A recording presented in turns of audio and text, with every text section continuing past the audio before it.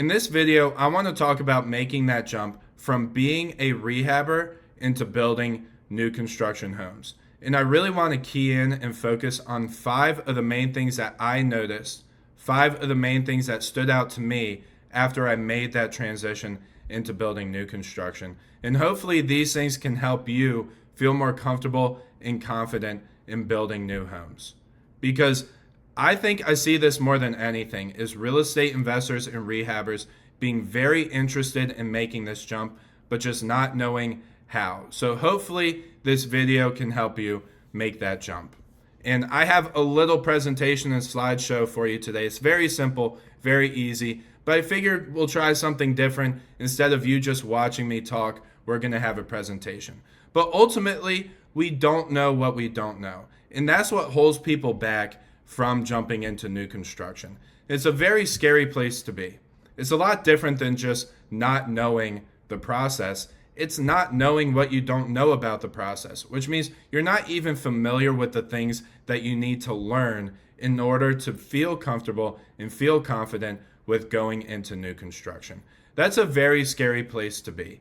And ultimately, that is what keeps us stuck because it leads to a lack of confidence. If you're anything like me, if you're process oriented, and if you're really trying to future pace and make sure that you're not hitting any speed bumps, nothing surprises you and steals your time and steals your money, then this video is going to be for you because I'm going to try to give you more confidence by making sure you're aware of all the things you might not know coming from the world of rehabbing into the world of new construction.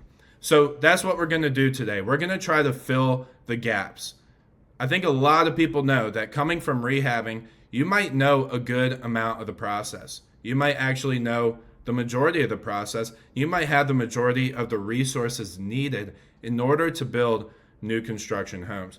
But it's those final pieces, right? It's the final gaps that you need to fill, that you need to be aware of so that you can feel confident and comfortable. And I know I'm repeating that, right? Confident and comfortable, but that's what we do. And ultimately, that's why I try to do it the Rehabber's playbook. I say TRP delivers confidence, and that's what we're going to try to do today. So we're going to jump right in, and I'm going to give you my 5 biggest things that stand out to me as parts of the process that you need to learn or at least be aware of when you're getting into new construction. So number 1, site work and preparation is a whole new ballgame. It's a lot more than you may think. It's probably something you're aware of, right? New construction, you're coming from just dirt for the most part. So there's some more site work that needs to happen in preparation. But there's probably areas and pieces of this that you're completely unaware of. Like, for example, construction entrances. That might just sound like an entrance where people are coming into the job site, which it is, but it actually needs to be built to specific standards and in a specific way according to your city and your county. Things like silt fences. You might be aware of what a silt fence is and what it's there to do, but you might need to learn exactly where, or every city and county is going to tell you exactly how and where to install this silt fence to make sure you're not having that much runoff or problems with erosion into neighboring properties or right-of-ways. These are just a few examples. You can even talk about things like permit boxes or posting permits, right? How do you post permits on a site without a house? This goes into my definition of site preparation. Porta-johns. You might be familiar with porta-johns in rehabbing, you might not be, but you always need a porta-john on site. And that's just one of the many things that you need to be aware of to make sure that your site is prepared.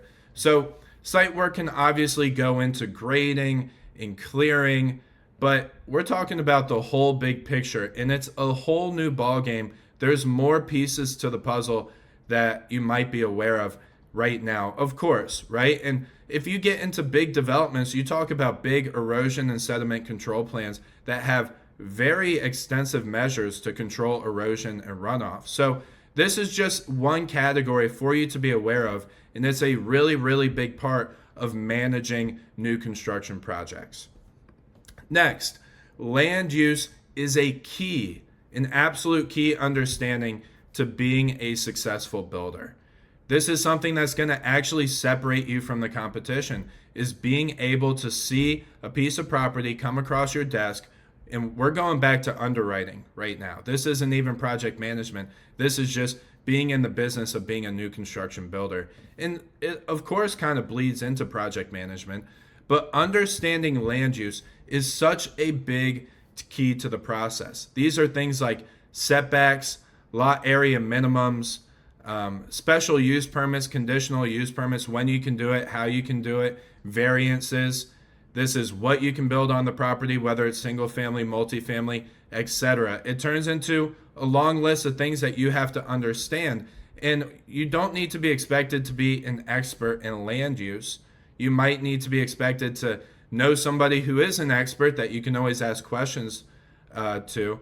Some of the best developers and builders I know have a land use attorney that they run everything by, every single project by, just to make sure that they're abiding by the rules and they know what they can do with the lot. So you just need to know where to find this information, whether that's a zoning ordinance or a zoning guide in your area. And this is something that you have to make sure is a big part of your understanding and education when it comes to building new construction homes. Next, phase one of construction is very busy and demanding. It is maybe something you might be aware of. And when I talk about phase one, I'm talking about getting dried in on the project. So dried in means you do your footing, foundation, framing, you put a roof on, you wrap the house in Tyvek, you put windows in, you put exterior doors in, now you're weatherproof, aka dried in. And this is phase one of construction. And it's incredibly busy and demanding. It is something where you're dealing with a lot of heavy traffic, a lot of big pieces, trusses, foundation work, concrete trucks, etc. And you're not only doing that, but you're dealing with really long lead times on some items like windows and trusses. And it's a lot of managing traffic, and you actually really have to be on site most days. The good news here, and this might sound like bad news, because we're trying to get into new construction because it's more scalable, right? It's more clean. It's, in a lot of people's opinion, more easy, including mine. But phase one, right now, we're telling you phase one is very difficult. But remember, or just so you know, phase two, phase three, phase four, so much easier. And that's actually almost like a full rehab for the most part. Phase two, phase three, phase four of new construction are all the three phases of a rehab. And it becomes incredibly easy in new construction. So just know, phase one is very busy and demanding. You have to be on site all the time. You really have to be organized. You have to be taking notes. You have to have checklists and be crossing everything off. But once you get through this phase, for the most part, you can almost go on vacation, right? You can rarely show up and still be very successful in new construction after phase one. So good news, bad news there, but it is something to be aware of. Number 4, managing utility connections is one of the most difficult parts of the build. It is something that can be overlooked. It's something that deals with very unorganized and busy departments like public utilities. I've never built in a city or a county where the public utility department is actually on top of things. A lot of follow-up, a lot of phone calls, emails. You have to be very on top of it. And it requires heavy types of machinery and work too, whether you're digging into the street, digging to connect to sewers in the alley, whatever it is. Managing utility connections is incredibly difficult. And it's why you see a lot of new construction homes getting their utilities hooked up at the very end of the project. And to be honest, I've been there quite a few times. I still end up there from time to time because it's really easy to overlook utilities. And it's also really easy to procrastinate because it's that difficult. So just know, utility connections, not a fun part of the process, and it is one of the most difficult parts. And we're talking about water and sewer most specifically. Power is not that difficult most of the time, but sometimes it can be. So keep this front and center. Make sure this does not end up low on the list and you're hooking up utilities at the very end of the project. Here's another reason it's difficult. Last note real quick is it's really hard to find these contractors. These contractors don't, As a matter of fact, a lot of the contractors I've used for utility connections get out of this line of work because it's really not that fun. So it's hard to find contractors, hard to deal with these departments. So just know this is one of the not fun parts of building new construction, and you have to keep it in focus.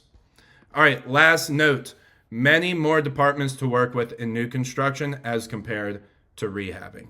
In rehabbing, you typically just have to deal with the building department and building inspections.